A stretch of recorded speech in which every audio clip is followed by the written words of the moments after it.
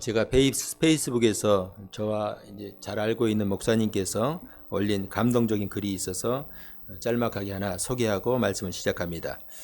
몇 년 전 요양병원에 입원 중인 지인을 찾아뵈러 갔을 때에 있었던 일이라고 합니다. 복도에서 지인의 손을 붙잡고 기도를 드렸는데 요양보호사 한 분이 다가와서 저기 계신 분을 위해서 기도해 주실 수 있습니까? 라고 부탁을 하셨다. 예, 좋습니다.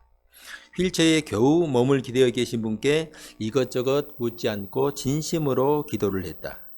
안전하서나 예수 생각, 자나깨나 예수 생각, 예수 사랑으로 충만하고 하나님의 사랑 안에 보호받고 있으며 이 땅에서 삶을 마친 후 주님께로 가는 과정이 두렵지 않게 해주시라고, 임마누엘의 은총이 함께함을 알게 해달라고 간절히 기도를 하였다. 그때 할머니가 눈물을 뚝뚝 흘리셨다. 목사님, 제가 권사입니다. 권사님 연세가 어떻게 되십니까? 제 나이가 올해 68입니다. 68이면 몇 살이에요? 68세잖아요. 68세. 한창이실 나이인데 이 땅에서의 삶을 마무리하기 위해서 병원에서 준비를 하고 계셨다. 목사님, 제가 평생 예수 믿으면서 후회되는 일이 하나 있습니다. 무엇이 그렇게 마음이 걸리십니까? 기도하지 않은 거요. 기도하지 않고 여기까지 온 것이 너무 서럽고 후회됩니다. 병원 복도에서 만난 그분의 그 이야기가 묘하게 여운을 남겼다. 기도하지 않아도 별일이 없고 기도를 해도 특별한 일이 안 일어난다고 해서 기도하지 않아도 되는 것은 아니다. 주님을 사랑하는 사람은 하나님을 향한 사랑이 커질수록 기도의 자리를 찾아간다. 기도의 자리에 가만히 머무는 것을 기뻐한다. 기도가 좋고 주님 앞에서 숨쉬는 시간이 소중하고 주님의 이름을 부르는 것이 좋아서이다. 이런 내용의 글이었습니다.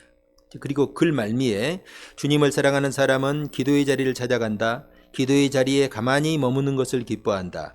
기도가 좋고 주님의 이름을 부르는 것이 좋아서이다. 라는 글이 저에게 감동이 되었습니다. 저는 이것을 오늘 말씀의 제목처럼 하나님 편에 서는 것이라고 생각합니다. 그런 의미에서 오늘 본문에 소개되는 이스라엘 백성들의 모습은 이와는 정반대의 모습이라고 할 수 있습니다. 이들은 하나님께서 두 팔 벌려 안아주시려고 하시는데 그 품을 밀치고 뛰쳐나가려는 탕자와 같은 모습입니다. 오늘 말씀은 모세가 시내산에서 내려왔을 때에 백성들이 금송아지를 만들고 광란의 밭을 벌이고 있는 광경을 그 광경을 본 모세의 반응과 그 이후의 행동들이 자세하게 소개되고 있습니다. 오늘 말씀을 통해서 우리에게 주시는 하나님의 음성을 함께 들을 수 있기를 주님의 이름으로 축복합니다. 오늘 말씀은 모세가 두 개의 증거판을 들고 산에서 내려오는 것으로 시작하고 있습니다. 그것은 하나님께서 직접 만드시고 직접 하나님께서 글을 새긴 돌판입니다. 이미 모세는 시내산에서 하나님께 백성들의 그 배교 그리고 금송아지를 만들고 그것을 음란하게 숭배하고 있다는 이야기를 들었습니다. 지금 모세가 내려올 때에 그 축제의 현장에서 들리는 괴성은 그 소음이 어찌나 컸던지 마치 큰 싸움이 난 것처럼 그렇게 착각할 정도로 컸습니다. 19절 한번 봅시다. 시내 가까이 이르러 그 송아지와 그 춤추는 것을 보고 크게 노하여 손에서 그 판들을 산 아래로 던져 깨뜨리니라.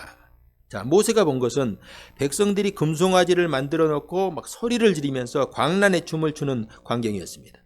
순간 모세가 얼마나 분노하였는지 하나님께서 친히 만들어 주신 그 두 돌판을 던져서 깨뜨려 버립니다. 여기서 우리는 이런 생각을 해볼 수가 있어요. 하나님께서 친히 만들어 주신 이 거룩한 돌판을 어떻게 던져서 깨뜨릴 수가 있는가? 그런데요, 성경은 이런 모세의 행동에 대해서 단 한 번도 부정적인 말을 하지 않습니다. 민수기 20장에 보면은 모세가 가데스에서 백성들이 물이 없다고 하나님께 불평하고 있을 때에 하나님의 그 말씀에 따라서 이제 물을 내게 하는 사건이 있었는데요. 그때 지팡이로 바위를 2번 친 그런 사건이 있었어요. 하나님은 모세에게 반석에게 명령하여 물을 내라 이렇게 말씀을 하셨는데 이 모세가 얼마나 분노가 났던지 참지 못하고 반석에 이 지팡이로 2번을 내리친 거예요. 하나님은 이런 모세에게 너희가 나를 믿지 않고 내 거룩함을 드러내지 않았다. 이렇게 책망하십니다. 그리고 그 일로 인해서 모세는 그토록 꿈꾸던 가나안 땅에 들어가지 못하고 결국 바란 광야에서 생을 마쳤죠.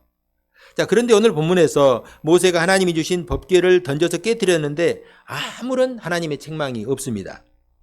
지금 백성들은 금송아지 우상을 만들고 그 아래에서 광란의 파티를 벌이고 있습니다. 이게 무슨 말이냐면은 이스라엘 백성들이 하나님과 얼마 전에 맺었던 그 언약을 정면으로 깨뜨린 거예요. 십계명에 말씀되어 있는 첫 번째 계명과 두 번째 계명을 깨뜨린 것이죠. 이는 더 이상 모세의 손에 들려있는 증거판이 아무런 의미가 없어져 버렸다 하는 것입니다. 여러분, 결혼을 서약한 신혼부부가 있는데 배우자가 다른 사람과 바람을 피우다가 현장에서 발각되면 어떻게 될까요?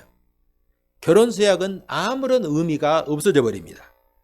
그럼에도 결혼 서약서를 손에 쥐고 우리는 아무 일 없을 거야, 우린 행복할 거야 라고 생각할 수는 없어요. 모세의 행동은 이런 측면에서 생각할 수가 있습니다. 하나님께서 직접 만드시고 써주신 거룩한 증거판이 아무런 효력이 없어요. 아무리 하나님께서 직접 만드시고 직접 손으로 쓰셨다 할지라도 효력이 사라져버린 것입니다. 그러므로 모세가 던져서 깨뜨려버린 이 돌판은 하나님과의 언약을 깨뜨린 이스라엘 백성을 향한 선포라고 할 수 있습니다. 너희가 하나님과 맺은 언약을 깨뜨렸다는 것이죠. 자, 20절 봅시다. 모세가 그들이 만든 송아지를 가져다가 불살라 부수어 가루를 만들어 물에 뿌려 이스라엘 자손에게 마시게 하니라. 자, 금송아지 우상을 불살랐다는 것은 이 금송아지는 가짜요. 아무것도 아니라는 것을 백성들에게 드러내는 행위라 할 수 있습니다. 여러분, 세상 사람들이 음란하게 섬기는 우상들은요, 사실은 아무것도 아니에요. 그것이 무엇이 됐든지 하나님 말고 섬기는 것이 있다면 그것은 아무런 힘도 없고 아무런 능력도 없습니다. 입이 있어도 말하지 못하고 눈이 있어도 보지 못하고 손발이 있어도 움직일 수가 없습니다. 왜 그럴까? 그것은 그냥 사람들이 만든 우상이기 때문에 그렇습니다. 사사기에 보면요, 기드온이 등장하는데 여러분 혹시 기드온의 별명이 생각나십니까? 기드온의 별명이 여룻바알입니다. 여룻바알. 바알과 대적했다. 바알과 싸웠다 하는 의미입니다. 자, 어떻게 해서 기드온이 이런 별명을 얻었냐면은 이런 일이 있었어요. 하나님께서 이스라엘 백성들을 미디안의 압제에서 구원하시기 위해서 기드온에게 찾아오십니다. 그리고 이런 명령을 하세요. 내 아버지의 숫소 중에서 7년 된 숫소 한 마리를 잡고 내 아버지가 섬기는 그 바알 제단에서 바알 제단을 헐고 거기에 세워져 있는 신상 아세라상을 찍어서 그것으로 번제를 드려라. 그것을 땔감으로 삼아서 숫소를 번제로 드리라는 거예요.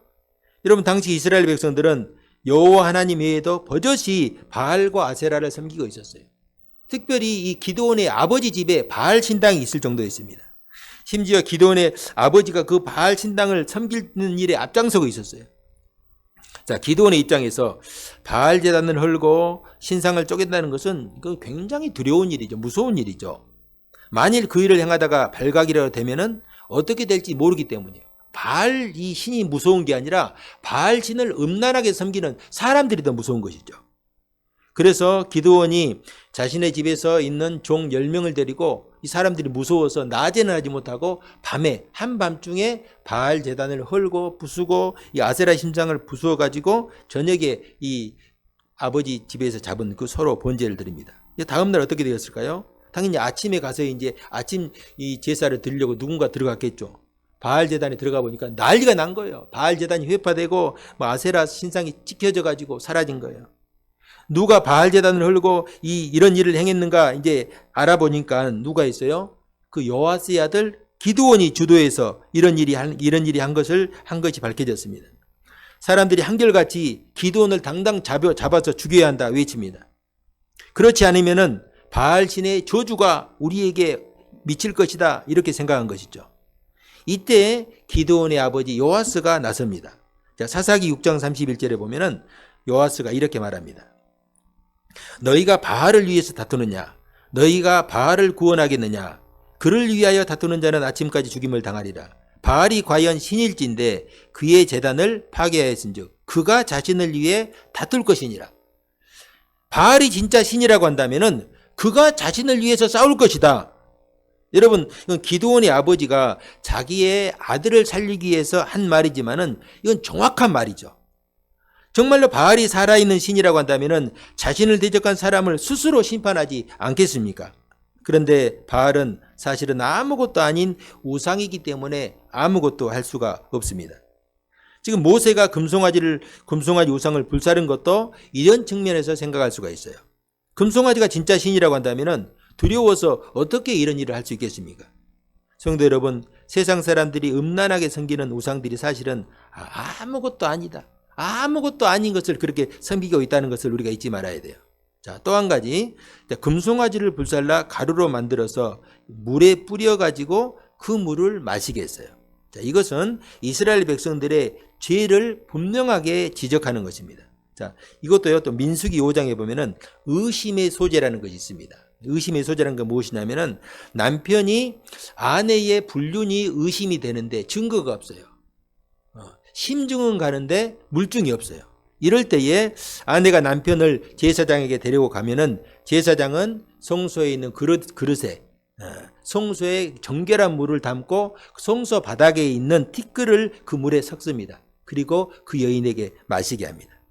만약 그녀가 진짜로 간음을 하였다면 그 물이 그녀에게 저주가 되어서 그의 몸이 붓고 그 저주를 받는 거예요. 만약에 무지하다면 아무 일도 일어나지 않는다 하는 게 이게 바로 민수기에 소개되어 있는 이 의심의 소재입니다. 자, 그런 측면에서 금송아지를 불살라 가루로 만들어 마시게 한 행위는 자신들의 죄를 마시게 한 것이고 너희의 죄를 분명하게 깨달아 잊지 말아라 하는 경고라고 할 수가 있습니다. 자, 21절 모세가 아론에게 이르되 이 백성이 당신에게 어떻게 하였기에 당신이 그들을 큰 죄에 빠지게 하였느냐. 자, 모세가 시내산에 올라간 이후에 모든 책임과 권한은 아론에게 주어졌죠. 아론도 지도자니까. 그렇기 때문에 이 사태의 책임은 1차적으로 아론에게 묻지 않을 수가 없습니다. 모세는 아론에게 이게 어떻게 된 일입니까? 왜 이들이 이렇게 되도록 방치했느냐? 이렇게 책망을 합니다. 자, 이때 아론이 어떻게 말합니까? 이 백성이 악함을 당신이 아십니다. 원래 이 백성은 이런 존재라는 거예요. 책임을 백성들에게 떠넘기고 있습니다. 얼마나 지도자로서 비겁하고 옹졸한 모습입니까? 이는 마치 에덴 동산에서 아담과 하와의 모습과 비슷하지 않습니까? 선악과를 따먹고 숨은 아담에게 하나님께서 찾아와 묻습니다. 이거 어떻게 된 일이냐? 하와가 하나님께 나에게 주신 하와가 나를 유혹해서 이렇게 됐습니다. 하와는요, 뱀이 나를 유혹했습니다. 나는 죄가 없다는 거예요. 하나님이 여러분 우리에게 원하시는 것은 죄를 인정하고 회개하는 자세예요. 우리는 연약하고 부족해서 예수를 믿는다 하지만 늘 넘어지고 쓰러지잖아요. 앞에서 다짐하지만은 넘어지고 쓰러질 수밖에 없는 인생이에요. 그렇기 때문에 하나님께서 우리에게 원하시는 것은요, 죄를 인정하고 그 회개하는 자세이죠. 하나님은 회개하고 잡아가는 심령을 받아주시고 용서하십니다. 그러나 죄를 부인하고 다른 사람에게 전가하는 행동은 결코 옳지 않은 행동이고 하나님께서 원하시는 행동이 아닙니다. 심지어 아론은요, 내가 불에다가 금을 던졌더니 이 송아지가 나왔다. 여러분, 이제는요, 불에게 책임을 전가하고 있어요. 얼마나 무책임하고 불성실한 태도입니까? 결국 아론의 이런 태도가 백성들을 방자하게 만들었다, 성경은 말씀합니다. 지도자의 자리가 얼마나 중요한지 우리에게 보여주고 있어요. 여러분, 그런데 한 모세의 모습을 보시기 바랍니다. 자, 25절, 26절. 자, 다 같이 우리 한번 합독합시다. 25절, 26 시작. 모세가 본즉 백성이 방자하니 이는 아론이 그들을 방자하게 하여 원수에게 조롱거리가 되게 하였음이라. 이 모세가 진 문에 서서 이르되 누구든지 여호와의 편에 있는 자는 내게로 나오라 하매 레위 자손이 다 모여 그에게로 가는지라. 아멘. 여기 보면 방자하다라는 말은 제 멋대로 행동하다, 그리고 통제불능이 되다 하는 의미를 가지고 있어요. 여러분, 지금 상황을 우리가 한번 상상해 보시기 바랍니다. 자, 그들이 금송아지 우상을 만들고 난잡하게 놀고 있는데 모세가 내려와서 하나님이 주신 증거판을 깨뜨려 버렸어요. 던져서 깨뜨려 버린 거예요. 모세는 하나님의 심정으로 그들에게 하나님의 분노를 드러낸 것입니다. 만약에 모세가 하나님 앞에서 중재하지 않았다면 그들은 이미 하나님의 진노로 진멸했을 것입니다. 모세는 금송아지를 불살라 가루로 만들어서 백성들에게 마시게 했어요. 그러니까 너희의 죄를 결코 잊지 말라는 것입니다. 그리고 그 일을 주도했던 아론을 크게 책망했습니다. 그럼에도 여전히 제 멋대로 행하고 통제불능의 상태로 행하는 사람들이 있었다. 성경은 말씀하죠. 이것은 모세가 취한 일련의 조치에 순응하지 않고 집단적으로 폭동이나 반란을 일으킨 것으로 볼 수가 있습니다. 이들은 결국 하나님 앞에서 자신들의 죄를 회개하고 회개하는 것을 거부했습니다. 이에 모세가 어떻게 합니까? 누구든지 여호와의 편에 서 있는 자는 내게로 나오라 말씀합니다. 이에 누가 모세 편에 나왔어요? 레위 자손이 나와요. 레위 자손이. 모세가 이제 레위 자손에게 하나님의 말씀을 전합니다. 너희는 각각 허리에 칼을 차고 진 이문에서 저문까지 왕래하며 각 사람이 그 형제를, 각 사람이 자기의 친구를, 각 사람이 자기의 이웃을 죽이라. 이에 레위 자손이 백성을 쳤는데 몇 명이 죽었어요? 죽임을 당했습니까? 3,000명. 3,000명이 결코 적은 숫자가 아니죠. 3,000명을 죽었는데 무작위로 죽이는 것이 아니라 여전히 방자하게 행하고 회개하지 않는 무리를 쳤을 거예요. 여러분 그러잖아요. 이들이 먹고 마시고 춤을 췄다 그랬잖아요. 그러니까 그들 가운데에서 이 일에 주동이 된 사람들은 분명히 먹고 마시고 취했기 때문에 행동이 드러났을 거예요. 취해서 모세에게 대들고 방자하고 한마디로 내란을 일으킨 것이죠. 성도 여러분, 하나님은 죄에 대해서 돌이키고 회개하는 백성은 누구든지 받아주시고 용서하시지만은 회개하지 않는 사람은 결코 용서하시지 않습니다. 아니, 하나님은 용서할 수가 없어요. 이것이 하나님의 공의와 사랑의 속성입니다. 그러나 여러분 잘못된 길에서 돌이키고 하나님 편에 선 자들은 하나님께서 오히려 받아주시고 그들에게 복을 주신다. 성경은 말씀합니다. 자, 29절 봅시다. 모세가 이르되 각 사람이 자기의 아들과 자기의 형제를 쳤으니 오늘 여호와께 헌신하게 되었느니라. 그가 오늘 너희에게 복을 내리시리라. 자, 레위 지파는 하나님 편에 섰습니다. 하나님 편에 선다는 것은 여러분 결코 쉬운 일이 아니에요. 말처럼 쉬운 일만은 아니에요. 이것은 자신의 가족과 형제, 친구와 이웃을 대적하는 일이기 때문입니다. 내가 하나님 편에 서려는데 여러분 인간관계가 장애물이 될 수가 있어요. 그러잖아요. 내가 하나님의 편에 서서 믿음으로 살려고 할 때 인간적인 관계가 문제가 될 수가 있습니다. 그래서 주님은 제자들에게 누구든지 나를 따르려거든 누구를 부인하라겠어요? 무엇을? 먼저 자기 자신을 부인하는 거예요. 자기와 얽혀있는 인간관계를 부인해야 돼요. 그리고 자기 십자가를 지고 나를 따르라. 자기의 욕망을 죽이라는 거, 자기 자신을 죽여야 돼요. 여러분 그래서 우리가 예수를 따르는 것 절대 쉽게 생각할 수 없어요. 쉽게 할 수도 없고. 성도 여러분, 주님을 따른다는 것은 가장 먼저 나를 부인해야 가능한 일입니다. 나를 부인하는 것은 내 마음, 내 생각, 내 욕심, 내 모든 것들을 다 내려놓아야 돼요. 나의 유익이나 인간적인 관계를 따르지 않고 먼저 하나님의 뜻을 붙들려는 그런 결단이 있어야 됩니다. 이것이 주님께서 말씀하신 마태복음 산상순에서 말씀하셨던 먼저 그의 나라와 그의 의를 구하라. 우리는 아멘, 내가 그렇게 살겠습니다. 이게 말 한마디로 끝날 일이 아니에요.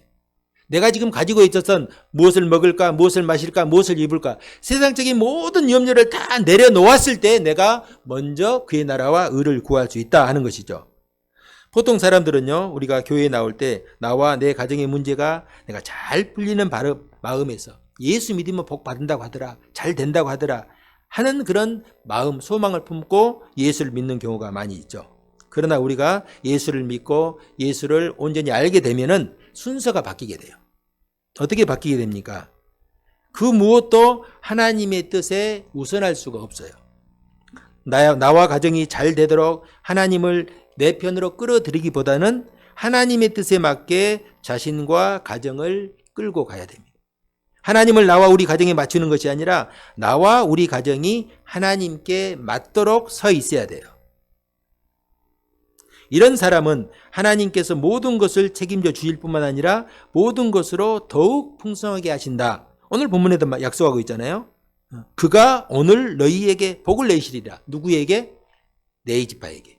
왜? 그들이 모든 인간관계를 단절하고 가족들, 친구, 이웃 관계를 단절하고 하나님께 서겠다는 결단을 하고 행했을 때에 그가 오늘 너희에게 복을 내리시리라. 너희는 먼저 그의 나라와 그의 의를 구하라. 그리하면 이 모든 것, 너희들이 처음에 사람들이 생각하는 먹고 마시고 입는 것들은 하나님께 주시는데 더하여 주시리라. 더 풍성해 주신다. 이게 여러분 말은 쉬운데 이게 말은 쉽고 아멘 할 수 있는데 이게 방금 앞에서 말씀드렸듯이 결코 쉬운 일이 아니에요. 왜냐하면 나를 부인하고 내 주위에 있는 모든 것들을 다 부인하고 결단해야 되는 그 과정이 선행돼야 하기 때문입니다.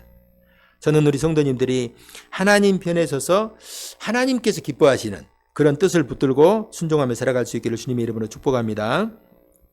자, 마지막으로 한 가지 더 보시겠는데요. 하나님 편에 선 모세를 한번 보시겠습니다. 자, 31절에 32절 합독합시다. 시작. 모세가 여호와께로 다시 나아가 여짜오되 슬프도소이다. 이 백성이 자기를 위하여 금신을 만들어 싸우니 큰 죄를 범하였나이다.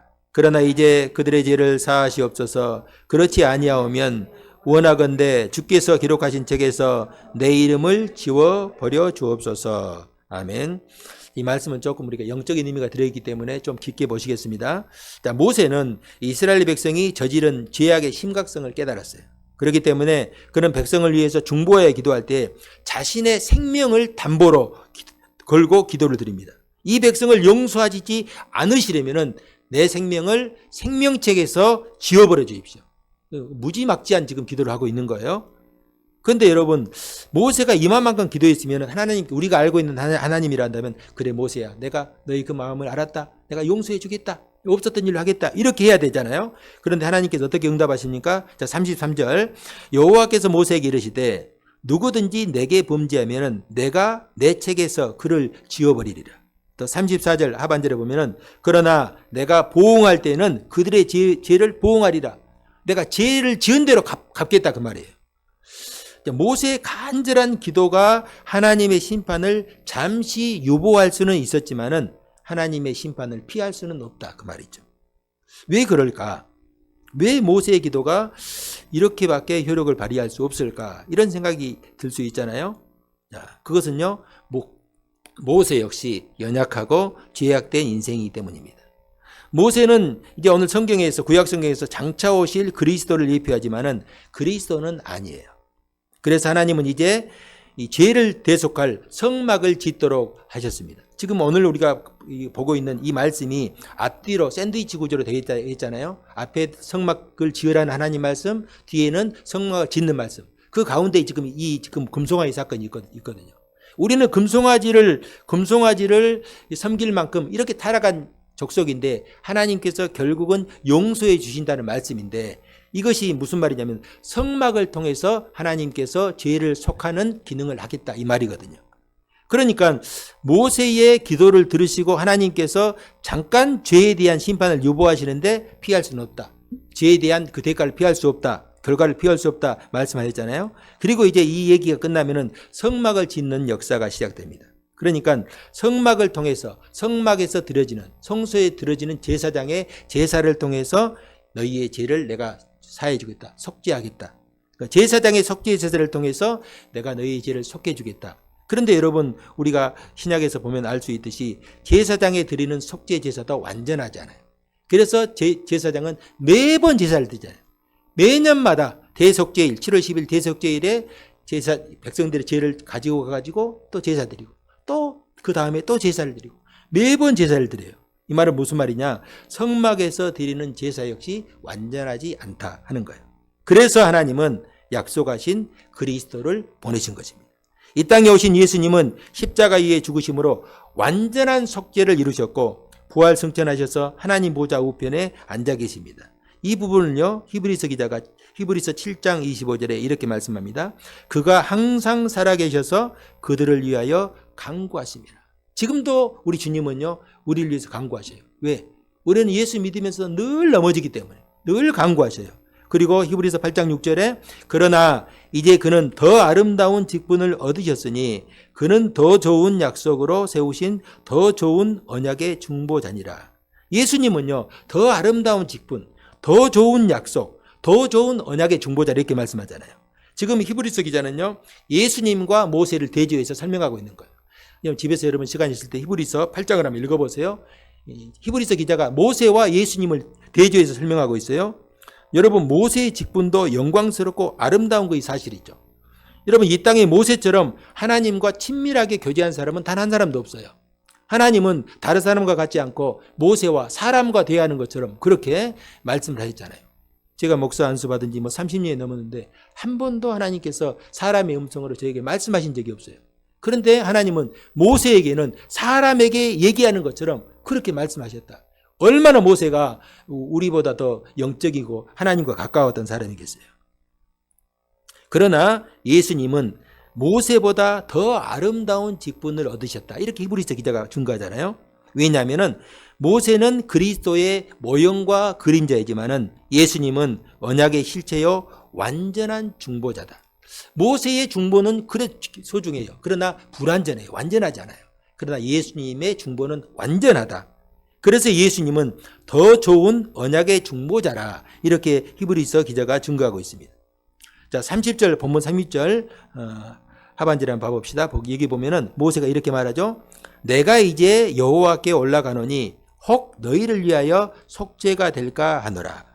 자, 이 말은 무슨 말이냐면 내가 하나님께 이제 올라가서 너희에게 죄를 빌면은 혹시 하나님께서 내 간구를 들으시고 용서해 주실지 모르겠다. 용서해 주시면 좋겠다. 이런 의미예요.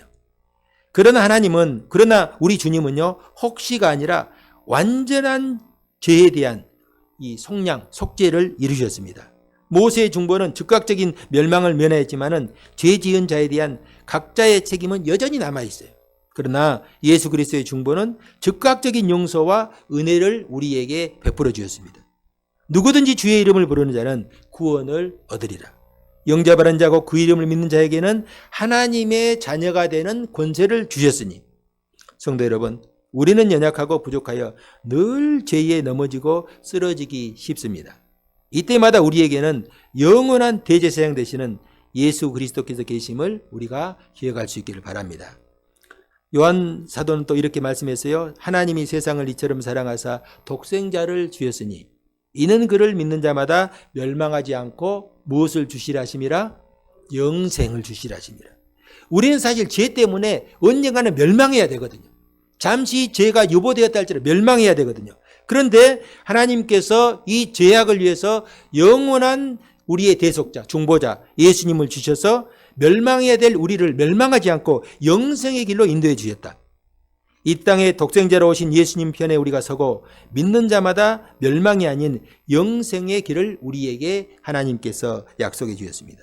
저는 우리 성도님들이 참되시고 완전한 중보자 되시고 구원자로 오신 예수님만 믿고 의지할 수 있기를 주님의 이름으로 축복합니다. 자, 말씀을 정리합니다. 사랑하는 성도 여러분, 모세처럼 이 레위 자손들처럼 우리가 하나님의 편에 설 수 있기를 바랍니다. 하나님을 내 육신의 욕망을 채우기 위한 수단으로 삼는 것이 아니라 하나님 편에 서서 하나님께서 기뻐하시는 삶을 우리가 살아갈 수 있기를 바랍니다. 우리가 하나님 말씀 듣고 우리가 하나님 말씀 이해되면은 이것저것 따지지 말고 순종하면 돼요. 그러나 우리가 가끔 갈 때 이스라엘 백성들처럼 이해되지 않고 순종하지 못할 때가 있어요. 이해되지 않을 때가 있죠. 모세가 시내산에 올라갔는데 40일 동안 지났어도 모세가 안 내려와요.